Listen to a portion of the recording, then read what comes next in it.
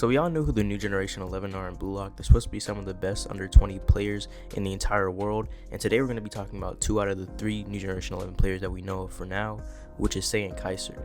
Since I've seen a lot of discussion in the Blue Lock community about who's better between the two, and just for future reference, I'll be judging who's better based on who would give more to the team, provide more assistance, and not necessarily just goals, since we obviously, as we know, Sae doesn't play as a pure striker anymore. So it's going to be more of an even playing field at this point. So it's like, if you're a soccer coach, who would you pick to be on your team? And yeah, that's basically how I'm going to be doing it. But before we begin, I'd like to, of course, ask you to like the video if you enjoy, and also subscribe to my channel if you like Blue Lock content, since I do post Blue Lock content quite often. I'm beginning to post more often. But without further ado, let's begin with Sae Itoshi. The very first time we see Sae Itoshi, he's having an interview, and the interviewer tells him that until recently he's been playing for the youth Madrid team, but due to regulations he wasn't able to play on a top team and ended up returning to Japan. So basically asking him what he'll do now, and will they ever get to see him play in a domestic league? To which he responds, "I'd rather drop dead." He continues to say that if he played soccer here, he'd be better off playing with some German college students. The interviewer responds by saying Sae was chosen as one of FIFA's best new gen players, and he's sought out by multiple countries in the world, and asks him one more time if he has any dreams of representing the rising sun of Japan. To which Sae responds that his only dream is to win the Champions League, and he has no interest playing in his puny country. Sae continues to say that there's no forward in the country who can receive his passes, so he was just born in the wrong country, and he continues to walk out of the door right in the middle of the interview. Now, the reason I brought this up is because this is the introduction that we get to Sae's character, and it shows immense ego, since he thinks that he's better than an entire country and thinks he'd be better playing with some random college students rather than playing with the professionals or, U20 players of his actual country.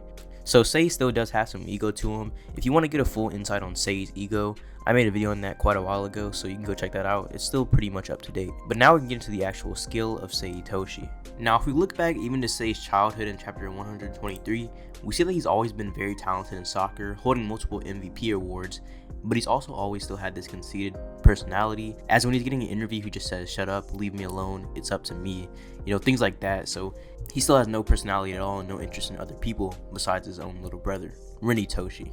Rin, being Sae's little brother, always thought highly of his older brother and always wanted to be just like him, which is what led him to begin playing soccer. And the first time you actually see him play soccer is when Sae is playing a match, and out of nowhere, Rin comes in and kicks the ball in and scores a goal. Since he wasn't in the match, it was kind of weird, but Sae just tells everybody to move when they start ganging up on him, and tells Rin that he's awesome and asks him to play soccer with him, and that he can be the best behind his big brother. Everything's really uphill from here, since as they play together, they just make amazing goals, and they're basically unstoppable together because of Sae's amazing midfielding abilities and Rin's amazing striking abilities. But one day, Sae decides to leave for Spain in order to get better overseas, and leaving Rin to get better in Japan and become the best in Japan, to which Rin tries to achieve to the best of his abilities.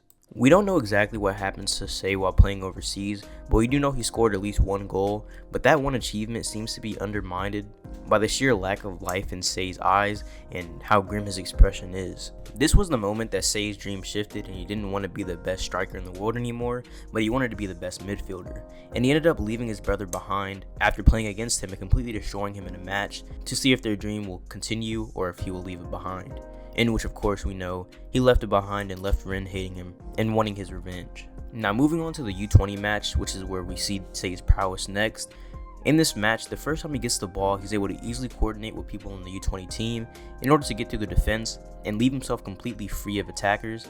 But as soon as they get on him, people like Shigiri and Nico, they think they've won, but he's able to pull off a perfect loop pass even in these conditions where he's getting pressed to Pseudo Sendo, who does unfortunately end up whiffing the shot, and Gagamaru is able to save it, and the Blue Lock team goes for the second ball, but Sae is able to get there even faster and score an amazing goal.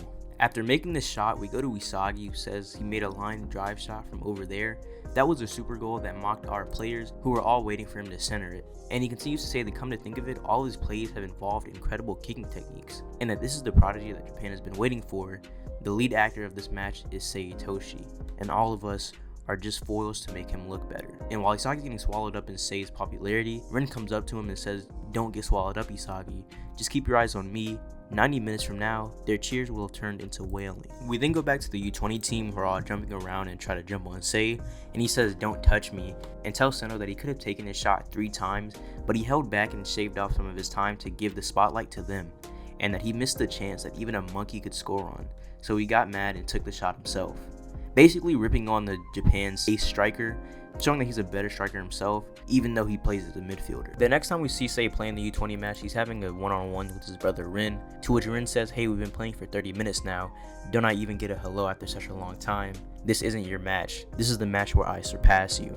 And the matchup begins with Sae doing max scissors, trying to get around Rin, but Rin's able to just barely keep up. While this is happening, Isagi tries to jump in and says that he'll be backing up Rin, but Rin just says, "Out of my way, Isagi. You're an outsider and they're in the middle of a siblings battle," showing his ego and need to destroy Sae on his own. The matchup continues, and like I said, Rin's able to just barely keep up for quite a while, but eventually Sae gets tired and says that as long as he's his little brother, he can never surpass him, and gets past Rin with a nutmeg into a cross elastico. Another great show of Sae's amazing offensive midfielding is when he's faced with both Isagi Yoichi and Meguru Basher at the same time, who try to box him in, but he's able to get past them both really easily by going between them, and he continues to pass it to Shido Sendo. Sendo says that this is a nasty trajectory and that there's no way he can catch up to it, but he says no, he'll pass them, and he'll be the hero. But out of nowhere, Rin comes in and says tepid and blocks the pass. But due to the trajectory of the block, it goes back to Sae, who kicks it in and almost scores a goal if not for RU coming out of nowhere and blocking it, showing that he was able to see all of this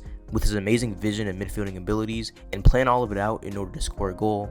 And I'll get more into his vision later on because it is very important. Mind you, all I've gone over since now has been before the second half, and the second half is when we really get the showcase of his amazing offensive midfielding abilities in conjunction with his ace striker Ryusei Shido, and I'll get into that now.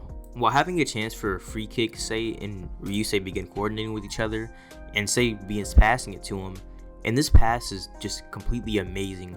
We see that he's able to pass it pinpointly, aiming a few centimeters past Chigiri's maximum arrival point in order for Ryusei to be the only one who's able to catch up to it and score his amazing drag and drive goal on the Block 11 team. We go back to Isagi, who's explaining the pass and the goal, to which he says that Sae made an instant judgment and made a pass that was like threading a needle, and realized that Sae was most likely playing reflexively, and that it was probably the same for Shido's shot as well. And he goes on to say that while running at full speed, he reacted to the incoming pass to make a rotating jump volley.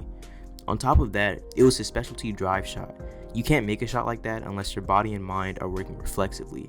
It's a reflex times reflex, Sae Itoshi and Shido's superhuman plays stacked on top of each other to produce that goal. But sadly for the Block team, the reflex times reflex skills isn't where their abilities stop. This is foreshadowed when Shido is talking to Sae and he says, "That was a nice pass. Playing with you is crazy fun. It feels like an electric current through my brain." Sae responds, "What do you want about?" And Shido says, "I don't know, but it's the first I felt this. It's like someone finally understands my freedom and I feel a big bang coming on." Sae replies, "I get that you're happy, now go make some goals, demon." After missing one shot, Sae and Shido begin playing again, and Sae sends a pass towards Shido, who is running reflexively and breaking through the Block's defenses with just his sheer speed. But out of nowhere, Gagamaru comes in and he thinks that he has to recreate his entire attack plan because of this header disturbance. But out of nowhere, he feels a sensation and he says, "It's crazy far away, but I can feel the goal with my back. My soccer cells are dancing and telling me to explode."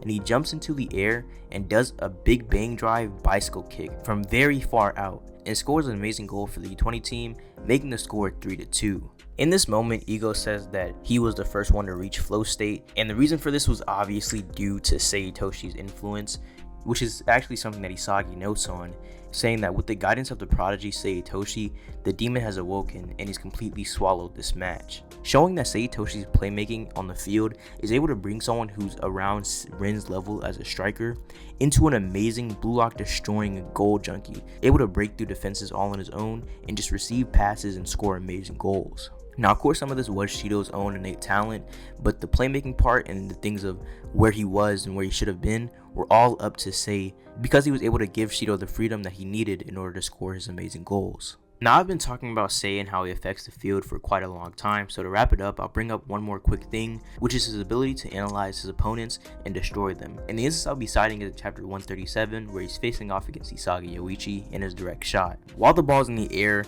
they're both chasing after, and Sae is challenging Isagi physically, and Isagi's on his last step to kick the ball in, but Sae out of nowhere just bumps him off balance, which completely destroys his direct shot. Now, mind you, Sae was able to discern the weakness of the direct shot just by seeing it, I believe, maybe once. I don't even know if Isagi shot in this match, just to be honest with you, or if Sae saw it, but he's able to completely know his ability and destroy it just off of seeing it and seeing the way he plays. And off of purely that, he destroys it completely.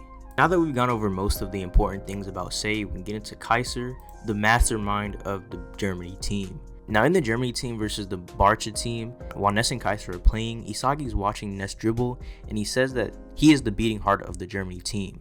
Keep this in mind because it will be important for Kaiser later. Moving on, Isagi starts watching Kaiser, and he says that ever since the start of the match, Kaiser's movements haven't been wasted even a single second. He's been moving his bait, positioning to receive the ball, breaking out for a shooting course, and his distance to teammates, and probably because he also has the same playstyle as Kaiser, and he's aiming for efficiency like that, he's able to tell that Kaiser's moving like the embodiments of Isagi's ideal movements. And after an illusion cross from Ness, Kaiser comes out of hiding and appears to get the ball, and he's faced off with Botcher and Meguru. He begins playing against Botcher and simply stops him with one hand, gets in a good position to receive the ball, and while Isagi's commentating saying that he avoided the direct shot to get rid of the last defender, Isagi imagines his ideal self and says that after trapping the ball, as soon as it lands, but instead of trapping the ball like Isagi thought he would, he just kicks the ball faster than Isagi could even imagine, and he says that he didn't even see when he shot, and scores an amazing goal with the Kaiser Impact, surpassing Isagi's ideal form. As explained by Noah, that right foot kick of his that uses all of his body at once to execute it, he's the fastest in the world when it comes to that swing. That is the one thing in which he beats me. So with the Kaiser Impact, he surpasses even the world's #1 striker in kicking speed, which is an amazing feat in itself and makes the Kaiser Impact one of the best abilities in the series, since basically no defender can defend against it, and I'll get more into how that's emphasized later. This one goal from Kaiser makes Isagi realize that he's been wrong about everything about the Germany team, and that the foundation of the team's hyper-rationality aren't the players around him, but it's Kaiser's ability itself, which is the philosophy of the team. He goes on to say that if all goals are scored with the Kaiser Impact, an absolute rationality without any inefficiency would be created in the team, a perfect unparalleled method of turning a 0 into a 1, which would mean that Kaiser is the embodiment of Blue Lock's ideals of having the world's best qualities. That's only one of Kaiser's abilities. The next ability I'll get into is arguably even more broken than that, which is of course Metavision. In the Germany team versus the Manchine City team, Isagi notices that while Kaiser is running up the field, he's not looking at the ball at all, and instead he's positioning his head and twisting his neck to view everything but the ball. And he realizes that what he's doing is taking in everything from his peripheral vision in order to know what's happening and where everything is at all times, giving him a fourth dimensional godlike view of the field. This is emphasized when in the same moment he's faced with Chigiri and Reo and most of the defenders on the Manchine City team in front of the goal, to which Chigiri says that his shot course is dead, but Kaiser just responds with "you're blind," implying that he can't see on the same level as Kaiser can, and kicks the ball in with the Kaiser Impact. Now remember when I said that I would tell you how it's emphasized that the Kaiser Impact is really like an ability that no defender can defend against? Well, this is where. I kid you not, there are about 10 pages emphasizing this shot. Now to continue about Metavision, I made a video on it if you want a deep, in-depth analysis of it, but just to give you an idea of how good it is for a player, it got someone like Isagi, who was, Blue Lock level or U20 level, to be acknowledged by someone like Noah, who says that with this ticket, it can lead him even to himself, the #1 striker in the world. But of course, being a pro and a New Gen 11 player, Kaiser also has this ability, so it'll be taken into account into both of their scalings. Now that we've gone over both Sae and Kaiser, we can finally get to a clear conclusion on who's a better player between the two. Going over this like the way I said I would, which is like if I was a soccer coach and picking a player, I would definitely have to pick Sae. Now the reason for this being that Sae is able to bring anyone who's on a team with up to a different level. This is stated when he was on the U20 team, when they said that with Sae on the team, it became like a completely different team, like an entire level above. But with someone like Kaiser, he becomes the philosophy of their own team. Much like Sae, whichever team he's on, he's going to become the heart of.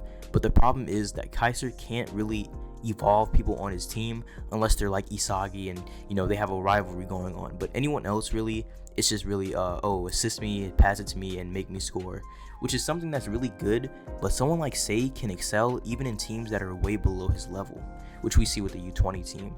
So if I were picking someone to evolve my team, who I want to affect the game more often, it definitely has to be Sae, just because midfielders in general are arguably one of the most important positions in soccer, and they're going to be affecting the field more often than strikers will, just being completely and blatantly honest. Now, I did make a stat card lineup for both of these players, which I put on the screen now. I had a little help from my other friends, but let me know what you think about it. These players are definitely close, but as an overall player, Sae just kind of edges him out. But that's really all I have for today. If you enjoyed the video, make sure to like and subscribe, and also comment down below who you think wins. But yeah, goodbye.